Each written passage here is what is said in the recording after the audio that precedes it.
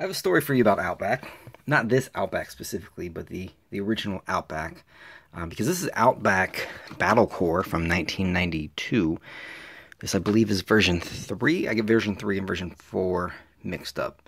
I think it's version 3 because you can see that his helmet is yellow and his pants are kind of like a green with like yellow spots on it. He was actually intended to be part of the Eco Warriors line, but they canceled that for 92 and became part of the Battle Core.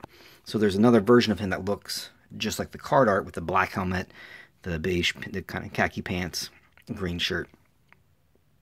And so we all know Outback as being the guy with the survival across his chest and the web belt. He's a survivalist, and then obviously there's a Night Force Outback right there. So he's taken a little bit of a turn here. He's still a survival specialist, but now he has some missile launchers, and for some reason he has a hard hat. I don't really understand. A metalloid hard hat. I'm not really sure how that's going to help him out. But so the story is, my mom's boyfriend at the time, he actually got me Outback, brand new, 1987, so I was 4 years old.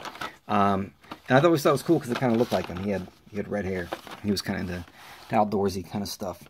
So that figure always kind of still reminds me of him, and for better or for worse. I mean, he's the father of my half-brother and half-sister. But you know how that goes. So that's my Outback story. So Outback's I definitely think he's a fan favorite. He's a cool looking figure. He's definitely one of the better Night Force figures. But the two Battle Core figures kind of don't get much love, and I think rightfully so. They're not all that great. So you have your standard missile launcher that came with a lot of figures. Your tree that came with lots of different figures, and then here's the man of the hour, the minute, Stuart Selkirk from Big Piney, Wyoming. Let's see if we can hear those knees crack. You know I love this sound. Kind of new plastic cracking sound. So yeah, he's got an odd color choice, and he would be a weird choice for the Eco Warriors because he's a survivalist. He's supposed to be out in the wilderness, not, I don't know. I guess he wants to clean up some of the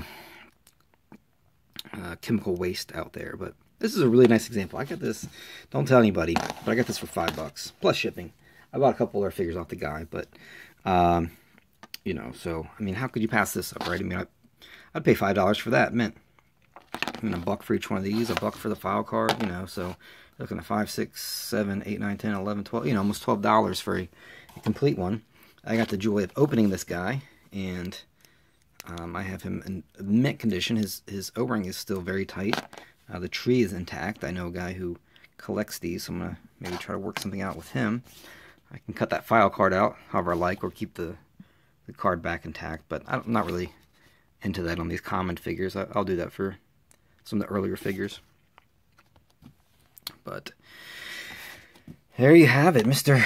Outback, the survival specialist. He says, I always teach 3 things: be tough, be dedicated, and kick cobra butt. So those are some words to live by. Always make sure you wear your hard hat in a construction zone.